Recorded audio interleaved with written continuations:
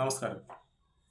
പിതാവിൽ നിന്ന് തനിക്ക് യാതൊരുവിധ സഹായങ്ങളോ അല്ലെങ്കിൽ സിനിമയിൽ പ്രവേശിക്കാനുള്ള യാതൊരുവിധ ഒരു വഴി ഒരുക്കാനോ ഒന്നും തന്നെ സുരേഷ് ഗോപി ഈ മകനായിട്ടുള്ള മാധവ് സുരേഷ്, നിങ്ങൾക്ക് എല്ലാവർക്കും അറിയാം. സോഷ്യൽ മീഡിയകളിലൊക്കെ ഇപ്പോൾ ഒരു മാസമായിട്ട്, നേരത്തെയും സോഷ്യൽ മീഡിയകളിലൊക്കെ ഉണ്ടെങ്കിലും ഇപ്പൊ ഈ അടുത്ത കാലത്തായിട്ട് സംഘികള് സുരേഷ് ഗോപിയുടെ ആ ഒരു പേര് അല്ലെങ്കിൽ ആ ഒരു രാഷ്ട്രീയത്തിന്റെയൊക്കെ ഒരു വഴിയിലൂടെ മാധവ് സുരേഷിനെ കൊണ്ടുവരുന്ന തിടുക്കത്തിലാണ്. ഇതെന്തിനാണെന്ന് നമുക്ക് മനസ്സിലാവുന്നില്ല. കേരളത്തിൽ ആദ്യമായിട്ടൊന്നും അല്ല ഒരു നടന്റെ മകൻ, അല്ലെങ്കിൽ ഒരു നടിയുടെ മകൻ, അല്ലെങ്കിൽ അതൊരു നടിയാകട്ടെ, ആരും ആയിക്കോട്ടെ, ഇപ്പൊ ഒരു സിനിമാ മേഖലയായിട്ട് ബന്ധമുള്ള ഏതൊരു കുടുംബത്തിൽ നിന്നും അവരുടെ മക്കള് വരുന്നത് ആദ്യ സംഭവമൊന്നുമല്ല. പക്ഷെ നമുക്കറിയാൻ പറ്റുന്നില്ല, നമുക്ക് മനസ്സിലാവുന്നില്ല എന്തുകൊണ്ടാണ് ഈ മാധവ് സുരേഷിന് ഇത്രമാത്രം ഒരു ബാക്ക്ഗ്രൗണ്ട് സ്കോറിങ് എന്നൊന്നും മനസ്സിലാവുന്നില്ല. അതുകൊണ്ടാണ് ഞാൻ ഈ ഒരു കാര്യം ചോദിക്കുന്നത്. ഈ ഒരു വാർത്ത ഞാൻ ഇന്നലെയാണ് കാണുന്നു. അതിനുശേഷം ഞാൻ ഫേസ്ബുക്കിലേക്ക് വരുമ്പോഴത്തേക്കും ഒരു സംഘി അനുകൂല ഫേസ്ബുക്ക് പേജിനകത്ത് കുറേ വാരി എഴുതിയിട്ടുണ്ട്. അത് നമുക്ക് മൊത്തം വായിക്കാനൊന്നും സമയമില്ല, എങ്കിലും ഈ പത്രത്തിൽ എഴുതിയിരിക്കുന്ന കാര്യങ്ങൾ ഞാനൊന്ന് സൂചിപ്പിക്കാം. പിതാവിൽ നിന്ന് തനിക്ക് കിട്ടിയ ഏക സ്വഭാവ സവിശേഷത ദേഷ്യം മാത്രമാണ്. നടനാവാൻ തന്നെ ഒരിക്കലും പിതാവ് സഹായിച്ചിട്ടില്ലെന്നും പുറത്തിറങ്ങാനിരിക്കുന്ന JSK Janaki VS state of കേരളയുടെ പ്രൊമോഷന്റെ ഭാഗമായിട്ട് വന്നൊരു ചാനലിന്റെ ഒരു പ്രൊമോഷന്റെ മുമ്പിലാണ്, ഒരു യൂട്യൂബ് ചാനലിന്റെ മുമ്പിലാണ് ഈ സംസാരിക്കുന്നത്. ഒരു 10 കൊല്ലം മുമ്പായിരുന്നു മകൻ ഇത് പറഞ്ഞിരുന്നതെങ്കിൽ നമുക്ക് വിശ്വസിക്കാം. ഞാനിതിപ്പം സംഖ്യയുടെ സപ്പോർട്ട് ചെയ്യല്ല, സാമാന്യം ഒരു വെളിവ് തലയ്ക്കുണ്ടെങ്കിൽ മനസ്സിലാവും. സുരേഷ് ഗോപി എന്ന് പറയുന്നത് ഇന്ന് ഒരു സെക്കൻഡ് പോലും അദ്ദേഹത്തിന് വിലപ്പെട്ട സമയങ്ങളാണ്. കാരണം രാഷ്ട്രീയത്തിലായാലും കേന്ദ്രമന്ത്രിയായിട്ടിരിക്കുന്ന ആ ഒരു കാര്യങ്ങളിലായാലും എല്ലാ മേഖലകളിലും അദ്ദേഹത്തിന്റെ ഒരു തിരക്ക് നമുക്ക് അറിയാം. അതിനൊപ്പം തന്നെ കേരളത്തിലുള്ള എല്ലാ സംഘപരിവാറിന് ഓപ്പോസിറ്റ് ഇരിക്കുന്ന മാധ്യമങ്ങളും രാഷ്ട്രീയ പ്രവർത്തകരും സംഘടനകളും ഒക്കെ തന്നെ അദ്ദേഹത്തിനെ വാരിയിട്ട് അലക്കുകയാണ്. ഏറിൽ തന്നെയാണ് നിലവിൽ ഇപ്പോൾ സുരേഷ് ഗോപി. അതിനിടയ്ക്ക് മകൻ വന്ന് പറയുകയാണ് മകന് സിനിമാ മേഖലയിലേക്കുള്ള വഴി കാണിച്ചു കൊടുക്കുന്നില്ലെന്ന്. അപ്പൊ ഇങ്ങനെയൊക്കെയാണ്. അത്രയും ബുദ്ധി ശൂന്യതയുള്ളൊരു പയ്യനാണെന്നാണ്. ഒരു പക്ഷേ ചിലപ്പോൾ പ്രായത്തിന്റെ പ്രശ്നമായിരിക്കും, പയ്യനാണ്, അതിൻ്റെയൊക്കെ ആയിരിക്കും. എങ്കിൽ തന്നെയും നമുക്ക് ഇപ്പം ഇന്നത്തെ സാഹചര്യം ഒരു പ്രായപൂർത്തിയായിട്ടുള്ള ഒരു പയ്യനും മനസ്സിലാവും തിരക്ക് എന്താണ്, ആ മേഖല എന്താണ്, രാഷ്ട്രീയമാണ്, അങ്ങനെയൊക്കെ മനസ്സിലാക്കാൻ സാധിക്കുമല്ലോ. അപ്പൊ ഇതിനെ നേരെ ഓപ്പോസിറ്റാണ് മൂത്തത് ഗോകുൽ സുരേഷ് എന്ന് പറയുന്നത്. എനിക്ക് രണ്ടുപേരെ ഇഷ്ടമാണ്. സുരേഷ് ഗോപിയും നമുക്ക് താല്പര്യമൊക്കെയാണ്. പക്ഷെ രാഷ്ട്രീയപരമായിട്ട് നോക്കിക്കഴിഞ്ഞാൽ 1% പോലും നമുക്ക് ഇവരുമായിട്ട് യോജിച്ചു പോകാൻ പറ്റില്ല എന്ന് മാത്രമേ ഉള്ളൂ. നമ്മളൊക്കെ കേരളത്തിലുള്ള ബഹുഭൂരിപക്ഷം ആൾക്കാർ എന്നും സുരേഷ് ഗോപിയുടെ സിനിമ കാണുന്നവരാണ്, അതോടൊപ്പം തന്നെ സിനിമയെ സപ്പോർട്ട് ചെയ്യുന്നവരാണ്. പക്ഷെ രാഷ്ട്രീയ മേഖല അല്ലെങ്കിൽ രാഷ്ട്രീയത്തിന്റെ ആ ഒരു ഐഡിയോളജിയൊക്കെ വെച്ച് നോക്കുമ്പോൾ പഴയകാല സിനിമകളിൽ പറഞ്ഞിട്ടുള്ള കാര്യമായിട്ട് യാതൊരു പുലബന്ധം പോലും ഇല്ല എന്നുള്ളതാണ് സത്യം. ഇതാണ് വാസ്തവം നമുക്ക് കേരളത്തിന് മനസ്സിലായിട്ടുള്ളത്. അച്ഛനായിട്ട് ഒന്നും പറഞ്ഞു തരില്ല, ഉദാഹരണങ്ങൾ കാണിച്ചു തരും. ഒരു തിരിച്ചടി ഉണ്ടായപ്പോൾ എങ്ങനെ അതിൽ നിന്ന് തനിയെ പുറത്തു വന്നു എന്ന് അദ്ദേഹം കാണിച്ചു തന്നു, മാധവ് കൂട്ടിച്ചേർത്തു. ഇപ്പൊ നമുക്കറിയാം, ദുൽഖർ സൽമാൻ ആയാലും അതുപോലെ പ്രണവ് മോഹൻലാൽ ആയാലും ഇവരൊക്കെ തന്നെ മാക്സിമം, അപ്പൊ പ്രണവ് മോഹൻലാലിന്റെ പിറകെ നിന്നൊരു ഫോട്ടോഷൂട്ട്, ഏതെങ്കിലും ഒരു സെൽഫിക്ക് പോലും സമയം കൊടുക്കാറില്ല. അതുപോലെ തന്നെയാണ് ദുൽഖർ എങ്ങനെയാണ് മമ്മൂട്ടിയായിട്ടുള്ള സഹകരണം എന്നൊക്കെ നമുക്ക് മനസ്സിലാകുന്നതാണ്. പക്ഷെ എന്ത് തന്നെയായാലും അവര് പേഴ്സണലി നമ്മൾ അറിയാത്ത രീതിയിൽ എന്തെങ്കിലും ഒരു ബന്ധം അവർക്ക് സഹായം ചെയ്തു കൊടുക്കുന്നുണ്ടോ എന്ന് നമുക്കറിയില്ല. ഇപ്പൊ പ്രണവ് മോഹൻലാലിന് വേണ്ടി ചെയ്യുന്ന കാര്യങ്ങൾ നമ്മുടെ അടുത്ത് പറഞ്ഞിട്ട് ചെയ്യണമെന്നൊന്നും ഇല്ലല്ലോ. ഇപ്പൊ എന്തൊക്കെ തന്നെ ആയാലും ഇതിന് നിർബന്ധം പിടിക്കുന്നത് വിഡ്ഢിത്തരം തന്നെയാണ്. അതിനൊപ്പം തന്നെ ഇനി സംഘപരിവാറിന്റെ കുറച്ച് പോസ്റ്റുകളാണോ ഇനി ഈ പയ്യനെ ഈ നിലയിലാക്കിയെന്നുള്ളത് നമുക്ക് മനസ്സിലാവുന്നില്ല. കാരണം ഞാൻ മിക്ക പേജുകളിൽ, സംഘപരിവാറിന്റെ പേജുകളിൽ ഇപ്പം മിക്കതും ഈ മാധവ് സുരേഷിന്റെ പല രീതിയിലുള്ള സിഗരറ്റ് വലിച്ചുകൊണ്ട് നിൽക്കുന്ന രീതിയിലുള്ള ഫോട്ടോസ്, ഇത് തഗ് അല്ലെങ്കിൽ നമുക്ക് മനസ്സിലാവുന്നില്ല ഇവരെന്തൊക്കെയാണ് ഇവർ ഉദ്ദേശിക്കുന്നത് മനസ്സിലാവുന്നില്ല. അതാണ് ഇപ്പോൾ ഏറ്റവും വലിയ വിഷയം. ഞാൻ ഉദാഹരണം പറഞ്ഞു കഴിഞ്ഞാല്, എന്റെ കിടുവേ ചെക്കൻ കേറി വരും എന്നൊക്കെയാണ് അടിച്ചിട്ടിരിക്കുന്നത്. പക്ഷെ ഇതിനകത്ത് എന്താണ് സംഭവിക്കുന്നത് എന്നുള്ളത്, ഇപ്പൊ സംഘപരിവാർ വിചാരിച്ചാൽ മാത്രമേ ഇവിടെ ഒരു താര ഉയർന്നു വരുത്തോളൂ. അങ്ങനൊന്നുമില്ലല്ലോ.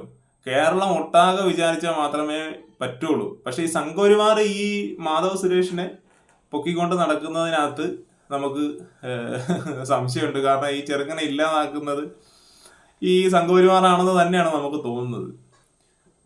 അതായത് അതിന്റെ താഴെ വന്നിരിക്കുന്ന കമന്റുകൾ വായിച്ചാൽ മൂത്ത പയ്യൻ പാവമാണ്, ഈ അഴുക്ക് ചെക്കൻ തന്തയേക്കാൾ വലിയ സ്വയം പൊങ്ങിയാണ്. ഇത് നമ്മൾ പറയുന്നതല്ല, ഇതിൽ വരുന്ന ഓരോരുത്തരും ഒരു കമന്റ് പോലും ഈ പയ്യൻ അനുകൂലമായിട്ടില്ല എന്നുള്ളതാണ്. ആറാട്ടണ്ണനെയും പെരേരയെയും സഹിക്കുന്ന ഈ മലയാളികളടുത്താണ് ഇവന്റെ ഏറ്റവും വലിയ ഈ ഷോ എന്നുള്ള രീതിയിലും. അതായത് ഒരു കാര്യം പറയാം, സംഘപരിവാർ ദയവ് ചെയ്ത് ഈ പയ്യനെ അവനെ സ്വതന്ത്രമായിട്ട് വിടുക, അവൻ ഏത് രീതിയിലും അവൻ വളർന്നുകൊള്ളൂ എന്ന് മാത്രമാണ് പറയാനുള്ളത്. അല്ലാതെ ഇപ്പൊ സുരേഷ് ഗോപി എന്ന് പറയുന്ന നടനെ ഈ നിലയിൽ എത്തിച്ചത് സംഘപരിവാറാണെന്ന് എനിക്ക് തോന്നുന്നില്ല. കേരളം മൊത്തത്തിൽ വളർത്തിയെടുത്തുകൊണ്ട് വന്ന ആൾക്കാർ തന്നെയാണ് മമ്മൂട്ടി ആയാലും മോഹൻലാൽ ആയാലും സുരേഷ് ഗോപി ആയാലും. അപ്പോൾ സത്യത്തിൽ ഈ സിനിമാ മേഖലയും രാഷ്ട്രീയ മേഖലയും എങ്ങനെയാണ് സംഘപരിവാർ നശിപ്പിക്കുന്നത് എന്നുള്ളത് നമുക്ക് അഖിൽ മാരാറിന്റെ ഒരു ജീവിതം നമുക്ക് നോക്കിയാൽ മനസ്സിലാവും. കൃത്യമായിട്ട് ബിസിനസ്സായിട്ട് തന്നെ സോഷ്യൽ മീഡിയയും അതുപോലെ രാഷ്ട്രീയത്തെയും കൊണ്ടുപോകുന്ന അഖിൽ മാരാറിന്റെ ജീവിതം നമ്മൾ നോക്കിയാൽ മതി. അദ്ദേഹം ഇന്നുവരെ പറഞ്ഞിട്ടില്ല. പക്ഷേ കേരളത്തിലുള്ള എല്ലാവർക്കും അറിയാം അത് പക്ക സംഖ്യയാണെന്നുള്ളത് കൃത്യമായിട്ട് എല്ലാവർക്കും അറിയാം. പക്ഷെ പുറത്ത് പറഞ്ഞു കഴിഞ്ഞാൽ എല്ലാ രീതിയിലും അദ്ദേഹത്തിന് അത് പ്രശ്നമാവും. സിനിമാ മേഖലയായാലും സോഷ്യൽ മീഡിയയിലായാലും. ഇപ്പൊ ഏകദേശം ഒരു കഴിഞ്ഞ 2 മാസമായിട്ട് എയറിൽ നിന്ന് ശൂന്യാകാശത്ത് പോയി നിൽക്കുന്ന രീതിയിലാണ് നമുക്ക് തോന്നുന്നത്. അഖിൽ മാരാർ ഇപ്പൊ ഏത് അവസ്ഥയിലാണെന്ന് കേരളത്തിൽ പോലും മനസ്സിലാവാത്ത സ്ഥിതിയാണ്.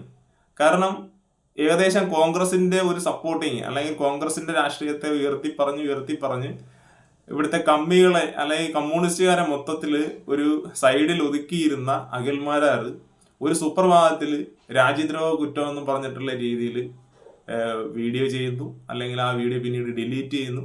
പിന്നീട് ആ ഒരു വിഷയത്തിന്റെ പേര് ജനൻ TV പോലും പിന്തള്ളി എടുത്തു കളഞ്ഞതാണ് അഖിൽ മാരാറിനെ. അതിനുശേഷം ഒരു ചെറിയ രീതിയിലെങ്കിലും ഒരു ജനപ്രീതി നേടിയെടുക്കാൻ വേണ്ടിയാണ് ഇപ്പം വേടനെ കയ്യിലെടുത്ത് വെച്ചിരിക്കുന്നത്. ആ രീതിയിലെങ്കിലും കക്ഷിക്ക് ഉയർന്നു വരാമോ എന്നുള്ള രീതിയിൽ. അപ്പൊ ഞാൻ ഇന്നലെ അഖിൽ മാരാറിന്റെ ഒരു FB പോസ്റ്റ് കണ്ടിരുന്നു. അഖിൽ മാരാറിന്റെ FB പോസ്റ്റിനകത്ത് കൊടുത്തിരിക്കുന്നത് സുരേഷ് ഗോപിയാണ്. സുരേഷ് ഗോപി വെള്ളയടിക്കുന്ന രീതിയിലുള്ള ഒരു പോസ്റ്റാണ് ഇട്ടിരിക്കുന്നത്. അദ്ദേഹം കമ്മികളെ അല്ലെങ്കിൽ കമ്മ്യൂണിസ്റ്റുകാരെ ഏതെങ്കിലും രീതിയിൽ സഹായിച്ചിട്ടുണ്ടെന്നോ, ഇവിടെ സത്യസന്ധമായിട്ടുള്ള ഒരു പൊളിറ്റീഷ്യൻ സുരേഷ് ഗോപിയാണോ എന്നുള്ള രീതിയിലാണ് പോസ്റ്റ് ഇട്ടിരിക്കുന്നത്. അപ്പൊ അതിന്റെ താഴെ വന്നിരിക്കുന്നത്, ഇപ്പം സുരേഷ് ഗോപിയുടെ ഫോട്ടോ ഇട്ടിട്ടാണ് ഇദ്ദേഹം ഇത് എഴുതിയിരിക്കുന്നതെങ്കിലും താഴെ വന്നിരിക്കുന്ന 99% സപ്പോർട്ടും സംഘപരിവാറിന്റെയാണ്. അതായത് സുരേഷ് ഗോപിയുടെ ഫോട്ടോ ഇടുമ്പോൾ അതിന് മറുപടിയായിട്ട് ഒന്നുകിൽ കമ്മ്യൂണിസ്റ്റ് പാർട്ടിക്കെതിരെ വേണം, അല്ലെങ്കിൽ കോൺഗ്രസ് പാർട്ടിക്കെതിരെ വേണം. നിങ്ങൾ ആ പോസ്റ്റ് എടുത്ത് ഇനിയെങ്കിലും ശ്രദ്ധിക്കുക. ഫസ്റ്റ് ഇട്ടിരിക്കുന്ന കമന്റ് നോക്കുക, ഞങ്ങൾ തൃശ്ശൂർകാർക്കല്ല തെറ്റുപറ്റിയത്, ആ കഞ്ചാവോളി പീഡനവാണത്തിന്റെ തന്തയ്ക്കാണ് എന്ന് പറഞ്ഞുകൊണ്ട് ഒരാൾ കമന്റ് ഇട്ടിരിക്കുന്നത് തന്നെ നമുക്ക് മനസ്സിലാവും എന്താണ് ഈ സംഘപരിവാറിന്റെ ഇടപെടിയിൽ എത്രത്തോളം അഖിൽ മാരാർ കൊണ്ട് എന്നുള്ളത് നമുക്ക് വെളിവാകുന്ന ഒരു പോസ്റ്റാണിത്. ഇപ്പം വേടനെ ഒരാഴ്ചയായിട്ട് ഒരു 3-4 വീഡിയോയിൽ എന്തൊക്കെ പറയാമോ അതെല്ലാം പറഞ്ഞിട്ടുണ്ട്. അപ്പോ സംഘപരിവാർ വിചാരിക്കുന്നില്ല ഇവൻ എന്തിനു വേണ്ടിയായിരിക്കും ഈ വേടനെ ഇത്രമാത്രം വിമർശിക്കുന്നത് എന്ന്. ഈ സംഘപരിവാറിന്റെ തലയ്ക്ക് ഓളം ഉണ്ടെങ്കിൽ അവർക്ക് സ്വയം ചിന്തിക്കാൻ പറ്റും. എല്ലാവർക്കും പിന്നെ ഒരു വിധം ഒരു 40-50% സംഘപരിവാറിനുള്ളിലെ BJP പക്ഷത്തിന് തലയ്ക്ക് വെളിവുള്ളവരുണ്ട്. അവർക്കറിയാം കൃത്യമായിട്ട് കാര്യങ്ങൾ. ഇവൻ എന്തിനാണ് ഇപ്പൊ ഈ വേടനെ ഈ രീതിയിൽ ആക്ഷേപിക്കുന്നതെന്നും ഈ രീതിയിൽ ഇപ്പം സംഘപരിവാറിന്റെ ഒപ്പം നിന്നുകൊണ്ട് എന്തിന് പോസ്റ്റ് ഇടുന്നു എന്നുള്ളതൊക്കെ സംഘപരിവാറിനുള്ളിലുള്ള ഏകദേശം ആൾക്കാർക്ക് മനസ്സിലാകുന്നുണ്ട്. കാരണം ആ രാജ്യദ്രോഹം എന്ന് പറയുന്ന രീതിയിലുള്ള വീഡിയോ ഇട്ടിട്ട്, അല്ലെങ്കിൽ മോദിയെ ആക്ഷേപിക്കുന്ന രീതിയിൽ, അല്ലെങ്കിൽ ഇന്ത്യ പാകിസ്ഥാൻ ആ ഒരു യുദ്ധ സമയത്ത് ഇന്ത്യക്ക് സപ്പോർട്ട് ചെയ്യാതെ മോദിയെ വിമർശിക്കുന്ന ആ പോസ്റ്റൊക്കെ ഇട്ടപ്പോഴത്തേക്കും കേരളത്തിലുള്ള 90% സംഘപരിവാറും ഇവനെ തള്ളിക്കളഞ്ഞതാണ്. അപ്പൊ ഇവന് കേരളത്തിൽ പിടിച്ചു നിൽക്കണമെന്നുണ്ടെങ്കിൽ സംഘപരിവാർ ഒരു കഷത്ത് വേണം ഇവന്, അല്ലാതെ ഇവന് മുന്നോട്ട് പോകാൻ പറ്റത്തില്ല. ഈ ഒരു ബിസിനസ് ഐഡിയയാണ് നമുക്ക് കൃത്യമായിട്ട് മനസ്സിലാക്കാൻ സാധിക്കുന്നത്. ഇത് മാധവ് സുരേഷിന് ഇത് മനസ്സിലാവുന്നില്ല എന്നുള്ളതാണ്. മാധവ് സുരേഷ് സിനിമയിൽ വന്ന് ഒന്ന് സ്റ്റാൻഡ് ചെയ്യുന്നതിന് മുമ്പ് തന്നെ സംഘപരിവാറിന്റെ കൈകളിലേക്ക് പോയിട്ടുണ്ട്. പക്ഷേ ഒരു കാരണവശാലും ഇനി ആ പയ്യൻ എത്രമാത്രം കിടന്ന് കഷ്ടപ്പെട്ടെന്ന് പറഞ്ഞാലും, ഇനി അച്ഛൻ സപ്പോർട്ട് ചെയ്തെന്ന് പറഞ്ഞാലും ശരി, സംഘപരിവാറിന് മാത്രമേ മാധവ് സുരേഷ് അല്ലെങ്കിൽ സുരേഷ് ഗോപിയുടെ മകന് ഒരു ഭാവി ഉണ്ടാക്കി കൊടുക്കാൻ പറ്റൂ എന്ന് ശാഠ്യം പിടിക്കുകയും അത് സപ്പോർട്ട് ചെയ്തുകൊണ്ട് മറ്റുള്ളവരെല്ലാം തെറി വിളിക്കുകയും ചെയ്യുമ്പോൾ കേരളത്തിൽ എന്താണ് സംഭവിക്കുക?